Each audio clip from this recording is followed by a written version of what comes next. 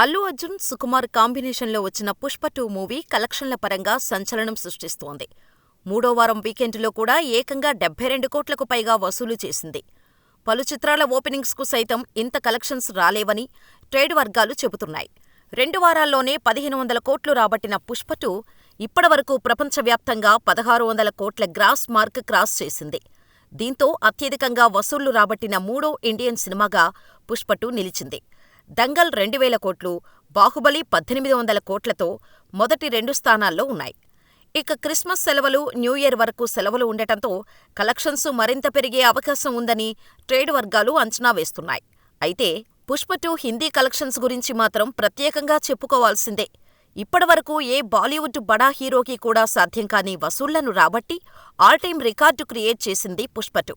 హిందీ సినిమాలను తీసుకుంటే 600 కోట్లకు పైగా రాబట్టి టాప్ ప్లేస్లో ఉంది 'స్త్రీ 2' మూవీ. కానీ ఇప్పుడు 'పుష్ప-2' ఏకంగా 700 కోట్ల నెట్ వసూళ్లు రాబట్టి హిస్టరీ క్రియేట్ చేసింది.